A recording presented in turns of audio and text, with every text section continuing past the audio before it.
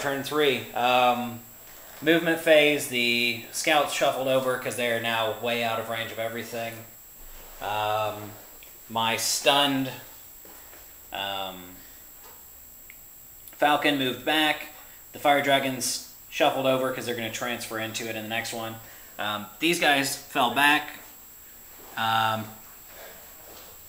My War Walkers finally came on from reserves. The Wave Serpent here moved up just to take some shots. The Banshees and Eldrad loaded back up in this one and moved forward to take some shots. Shooting phase, Eldrad used Mind War on Imatek, but Imatek actually took a wound from it and failed his, or saved it on his invuln. And then I took out one of the Lich Guard with the Star Cannon. The War Walkers took out the Heavy Destroyers with their Star Cannons. And that was pretty much it for the shooting phase. Over here, the Seer Council took out did one wound. The Necrons didn't do any in return. They passed their leadership, and then the one guy stood back up again, so they're still locked in combat. And over here, the Dire Avengers did 3 wounds, so took out a base, and then took no wounds in return. So that was it. We will be back at the end of Necron turn. Alright, Necron turn 4, movement phase. These Immortals moved to the banks of this river here to get range on the Wave Serpent there. The Doomsday Ark did the same thing. It did a pivot to get better line of sight. And the Stormlord with the Cryptech also moved to get a better line of sight on the Wave Serpent. This Doomsday Ark here did a pivot to get range on the, it's not a Wave Serpent, it's a Falcon over there. And Immortals moved to get a better line of sight on these War Walkers there. Shooting phase, they actually didn't do anything to the War Walkers. The Doomsday Ark here took out one Fire Warrior that was over there in the back behind the Falcon. And these Praetorians here shot at the Fire Warriors. They failed their morale test and he ran away, so I could not assault. Here, a lot of shooting. We took down the Wave Serpent, and we took down some Banshees, and now there is only 7 Banshees with Eldrad. So assaults. Here we took. We're still in combat. I'm down to 5 bases. One has a wound or 2 wounds, and he has one less Dire Avenger. Over here, we're locked in combat, and hopefully I don't get wiped here in the next turn. And here we again tied combat. He took down 2 of my warriors. They stood back up, and we're moving on to Eldar turn. Okay, here we go. Eldar turn 4. Movement phase. The Banshees moved over towards these Immortals that aren't there anymore. The Scouts moved towards the combat over here. The Wave Serpent went flat out just to get a cover save because it wasn't doing anything else this turn. The War Walkers were still locked up in combat. This went 12 inches. This Falcon did. And these guys just kind of spread out. And this was immobilized, so it didn't do anything. Shooting phase. This took a couple pot shots with its big cannon thingy that I forgot the name of just now, at the Doomsday Ark and didn't do anything. This did the same thing and didn't do anything. The Fire Dragons took out the Praetorians. And that was pretty much it for the shooting phase. And the assault phase, the Scouts moved in and knocked this down to 1 base with 1 wound left. So we'll finish that up this round. The Banshees, with Eldrad's help, multi-assaulted the Doomsday Ark and the Immortals, and wrecked the Doomsday Ark and destroyed the Immortals, except for the Lord who stood back up.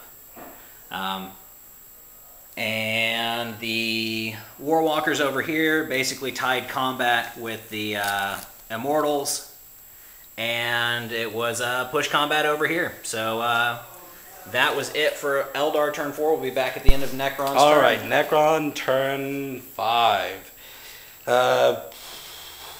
Very bad for the Necrons. A lot of luck to the Eldar here. Well, I mean, as we already knew, I was going to lose the Scarab, so they consolidated there. My Lich Guard went into battle with the Banshees here. Actually did pretty well. The only thing is I failed my leadership. So I won by 2. So yeah, I rolled a 10 and I needed an 8. He stood back up though, and the Stormlord stood back up. This here shot at them and the blast marker went out, and also used the Gauss Flare to shoot at this Wave Serpent. Here, still tied combat, and there I did finally lose one guy. And that's it actually. We'll be back with Eldar turn 5. Okay, here we go. Eldar turn 5. These guys stayed still because they had pretty good cover. These guys stayed still because they had sniper rifles and good cover. Everybody back there stayed still. The Fire Dragons and the Falcon, because they could fire, the Falcon could fire at anybody staying still, and the Fire Dragons weren't getting anywhere. Everybody over here was locked in combat. The Wave Serpent shuffled behind the Doomsday Ark. Eldrad separated himself from the unit to face off against Imhotep. And the Banshees just kind of shuffled closer to Lord. Shooting phase, we knocked off the Doomsday Cannon with one of the Falcons. And that was pretty much it for the shooting phase. Eldrad and Imhotep faced off an epic mind combat with Mind War. Eldrad got it off, dealt 4 wounds, and Imhotep took 2 of them, which knocked him down to 1 wound. And then in close combat, the Banshees took out the Lord, and Eldrad took out Imhotep, and then they both reanimated. And then it was a push combat over here, and the one wound on each side, or a glance and a wound on each side, and the one dude reanimated. And then no wounds? No, one wound on your side. And one wound on my And 1 wound on my side, so push combat. So that is turn 5. Victor's going to roll to see if the game's going to end. When we roll a 5, we'll go on to turn 6. Okay, here we go. This is a big overview of turn 6 because basically everything was locked in combat or just not doing anything. In Victor's turn, Necron turn, basically nothing happened. Eldrad and the Banshees took out the Lord and Imhotep, and then they stood back up. And all the other combats were just a push. And then in my turn, the Eldrad and the Lord, and the Banshees took out the Lord and Imhotep, and they stood back up. But the Falcons took out the Doomsday Ark, and these Immortals managed to knock down the 2 Warwalkers. And over here, the Eternal Combat was going on. We knocked down 5 of the Immortals, and they did not stand back up. However, they stuck around in combat. So that was it. At the end of turn 6, we're just going to call the game because it is 4 kill points for the Necrons and 8.5 for the Eldar. The only reason we say 8.5 is because right now the rules are unclear as to whether a Lord that is by himself is denying a kill point. So, because we don't know if he counts as part of the retinue squad at that point, or if he counts as part of the immortal squad, or how that works. So we're going to call it 8.5 for the Eldar. So the Eldar win. Victor, good game. Good game. Good game. We'll be back with some LVP MVPs.